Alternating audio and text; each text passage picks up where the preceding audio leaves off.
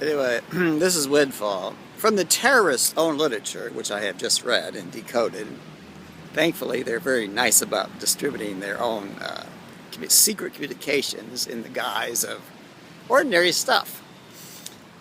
But evidently they're a little bit miffed, to use a kind of a colloquialism, that the President of the United States has repeatedly escaped assassination. And just by the skin of his teeth. They like to know how this happens and who's responsible. Well, they know who's responsible. They just don't know how it happens. So this is their dilemma. Now I could say, well, there's trash in the secret communications, like that. See that? You don't see that. You see that? But anyway, in their own secret communications, which, if you watch 3 Days of the Condor, Robert Redford was a spook working for the CIA in New York City, and he had decoded through common texts that he finds that the CIA itself has been infiltrated by the KGB, had been corrupted, co-opted. They were in fact working for the KGB, part of the CIA. Well, when this was discovered, and anyway, these reports were issued to Langley, well, there's a postman, comes up to the door, rings the bell, security camera looks at the person at the desk, looks at the security camera and says, "You're not the regular postman." He said, "Yeah, he's on vacation." The woman unwisely lets the man in. He pulls out a machine gun and starts blasting away, killing everybody in the office except for Condor, aka Robert Redford, who had gone out to get something at the deli and escaped murder. Well, just by the skin of his teeth. So he's on the run. He calls Langley, reports his situation, and they say, "Well, we're gonna bring you in." And, well, he's not happy because he thinks there's something afoot. Well, there is.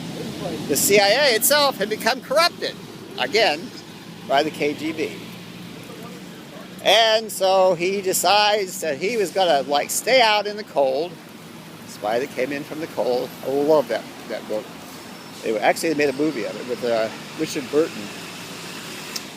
Now, if you know Richard Burton, you know he married Elizabeth Taylor.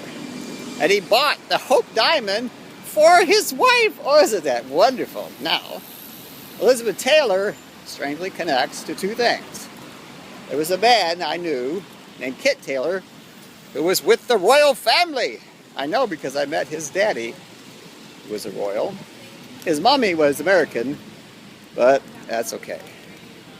Sometimes that happens. Edward VIII, unfortunately, was, he resigned from the throne, and this brought Queen Elizabeth to the throne, 1952. You know why? Well, because, essentially, he couldn't continue to be the king. He had to resign. I think that's what happened. I'm not sure. I have to look at my history books. But I'm just giving you this information that today, again, my friends at Mossad, and also I think there's another agency at work, I'm not sure who they're affiliated with. It might be the Russians, might not. They have said there's going to be the second attempt on the president's life today. I don't know, something like a hockey game or some shit. I don't know. So I reported this to my boss, John Brennan, and he has told me. He said, "Fuck you and shut the fuck up." I said, "Please, I'm just doing my job." He says, "You're talking too much." Well, this is true. I'm talking too much. This is a word, talking out of school. So I'm talking out of school, but it's good to have access to terrorist monkeys, demon monkeys, little shitty hole fucking transvestites, own stuff. You get to see what they're doing. plain text. But you have to know how to decode it. Now, how do you learn this? It's instinctual. It is. It's literally, you have to be born with the gift. You can't learn it.